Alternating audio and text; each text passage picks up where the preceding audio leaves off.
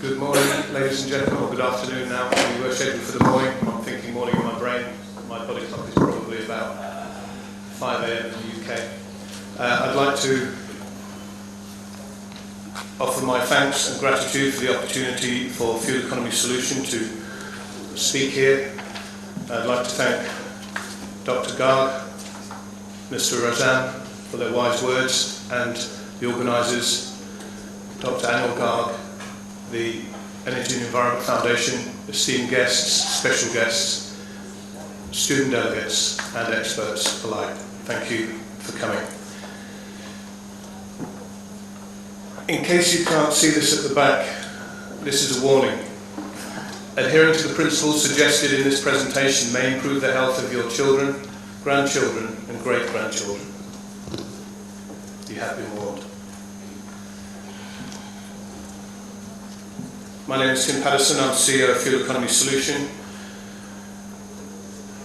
If you haven't seen us speak here last year, let me explain who we are. We're a global tech startup. What are we focused on?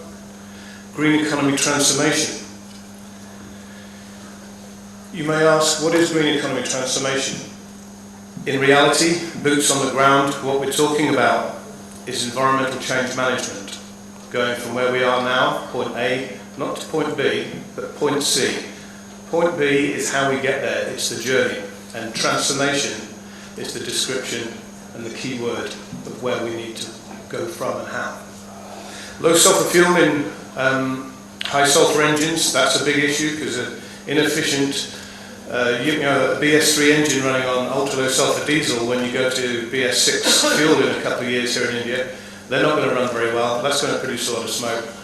But also, when you have OEMs produce assets that are ex-lease and they have to be resold into markets when they're not allowed to be sold, for example, Euro 4 engines in Europe, they're resold into Africa, and a Euro 4 engine won't run very well on a Euro 2 fuel, high sulfur fuel.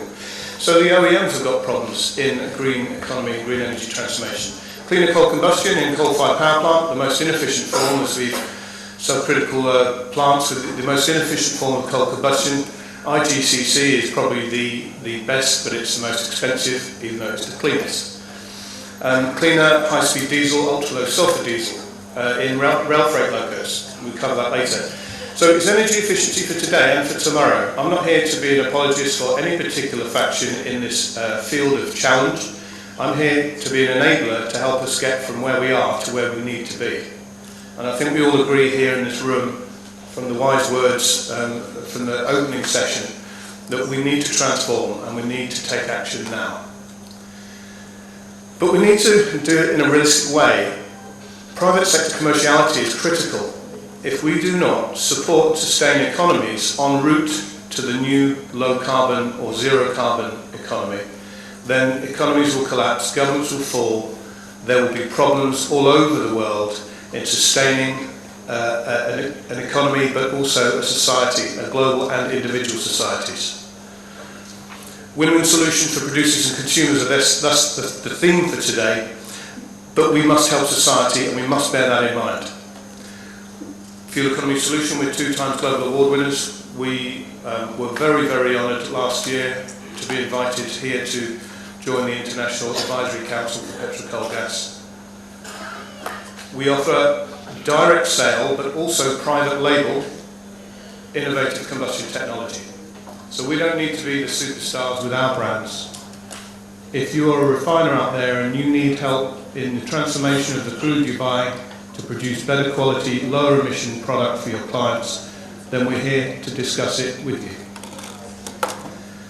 However, technology is such that combustion and combustion efficiency is not straightforward. So sometimes you don't need our product, you just need our knowledge. So we have a consulting brand called Green Economy Solution, which we launched here last year, and that's now offering service advice to organisations in government and private sector. What is our combustion technology?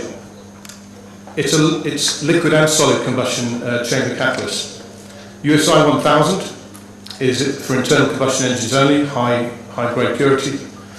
USI 2000 is a lower grade solid product for open flame combustion boilers. It needs to be lower grade for it to be cost effective, otherwise the treat rates would be too expensive and prohibitive to use.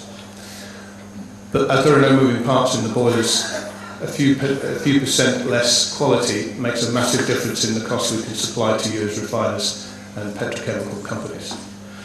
USI 3000 is a solid, but it's presented as a solute in marine applications into day tanks.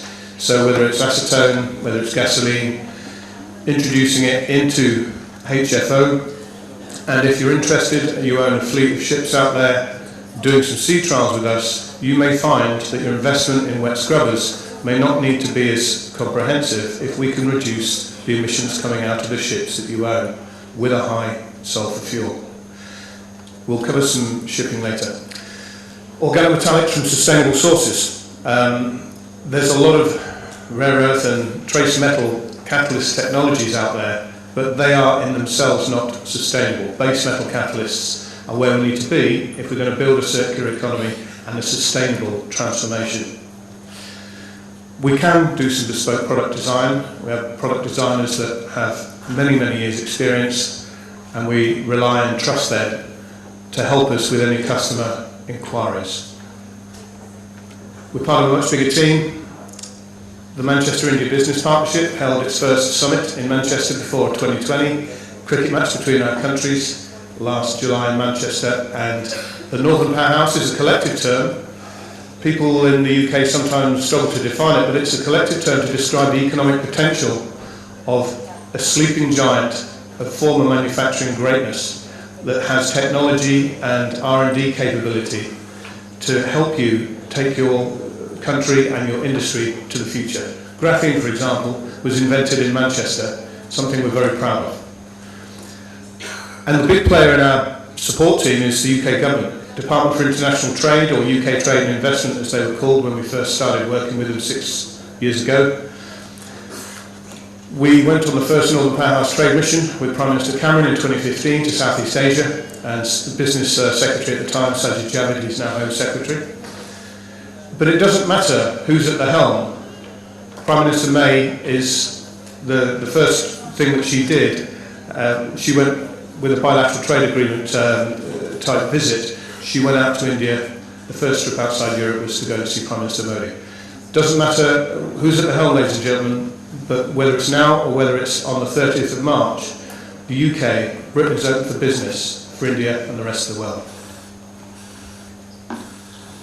So our local support team in India is RSM International. They're global business advisors, very experienced. Honeycomb Global Consulting, they're a boutique strategy consultant with great experience, but for shortage of time, I'm just going to read these out rather than go through individually their details. Yatu Technologies are very, very high-tech fuel economy tracking software platform enabling, introducing haulage clients and haulage drivers in the trucking industry. They are very, very innovative. I've never seen anything like it before in anywhere else, because there are telematic technologies in Europe and in the West, but this is really, really advanced. For what they're doing, they're seeing the needs of the market. So we're looking forward to working with them and extending our MOU that we signed with them in Bengaluru last year.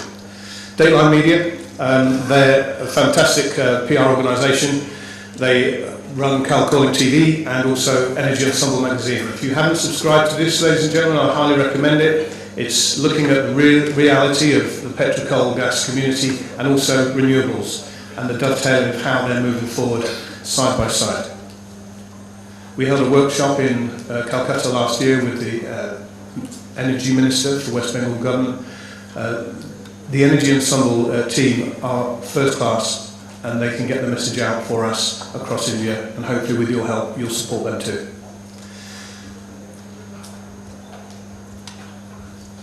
So one of the key things that we're here to discuss are fossil fuels. There isn't any need to cling to the past. We know we need to transform, but we can't rush ahead unsustainably. So despite initial hopes, we know that demand hasn't peaked, and we've seen graphs to that effect. But we are transforming the global community, ladies and gentlemen. We're transforming the way we eat, the way we live, the way we travel. The emerging economic giants of the future in Asia, they're going to be designing their cities, their public transport infrastructure better than we did in the West when we went through that curve, because they'll learn from our mistakes. In the meantime, we do need to move forward.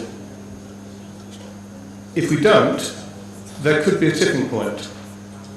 Now, there's no studies to prove this, but within a couple of hundred years, the human race may find it unsustainable on this planet if we reach a tipping point and the ozone layer reaches a critical point of no return.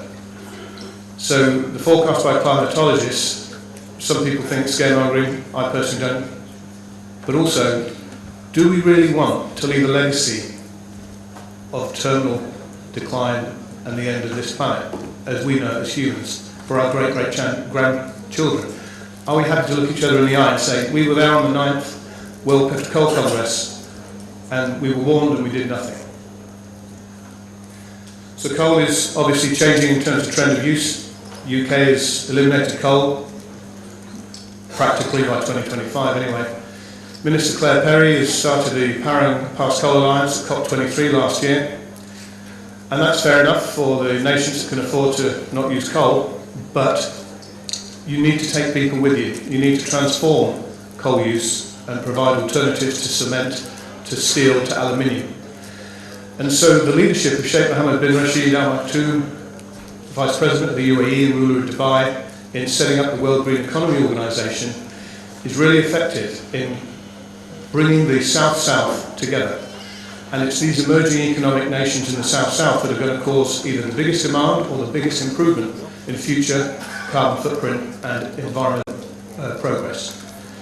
So I applaud Sheikh Mohammed for his leadership. I recommend private sector companies approach Vigeo for membership, which they're now open for, I believe, having spoken to the chairman in October at the World Green Economy Summit in Dubai. So the key thing, ladies and gentlemen, is we need to work within the SDGs. If we don't, then we're not doing the best for society that we're signing up to. We're not just talking about COP24 commitments that may or may not be fulfilled. We're talking about helping each other as human beings. So I applaud the Clean Coal Centre's award winner today, Katie Warwick. I applaud her for the value mapping she's done on the coal industry onto the SDGs. That's absolutely critical that it continues. We need a win for producers. We need to comply with the fuel quality shift. The fuel quality shift means in coal, burning it more cleanly, or if you're burning higher sulphur coal, use combustion improvers like ours to maybe find out if you can burn it cleaner. With marine fuels, it's adopting the MARPL 0.5% sulphur fuels from refiners, or find combustion technologies to reduce your need to invest huge amounts of money into wet scrubbers. Typical Panamax could be as much as 5 by 5 metres by 11 metre high stack for a wet scrubber, possibly up to $2 million fit out. If you've got 1,000 of those ships, that's a lot of money. Perhaps you can burn 3.5% sulphur fuel at a level with a combustion improver that might only require you to install a 3 by 3 metre by 5 metre high stack, and it might save you $1.2 million a vessel. So there's research to be done. I applaud the work that's already been done by the ISO and the marine fuels, but there's a lot more that needs to happen to make sure every ship is safe to use a fuel that doesn't break the engine. I'm going to draw this to a close in a second because I've got lots more to say, but we have other speakers which I want to respect, and if I get an opportunity to speak later, I'll cover the rest. The clean and cheaper energy is the closing of the loop, ladies and gentlemen, for this producers versus consumers. We won't build societies if people out there cannot have food cheaply, have energy cheaply, so that they've got money in their pockets to create a retail economy. Retail economies create turnover, taxes, and governments can then reinvest in the green economy transformation. So this is the true circular economy in human terms. So we need to make energy cheaper, and our job in the petrochemical sector is to produce, with a fuel quality transformation shift, lower cost and cleaner. That will enable the whole transformation in a circular loop. Increased GDP to invest in green economy transformation is ultimately the thing that we're looking to achieve here. Thank you very much.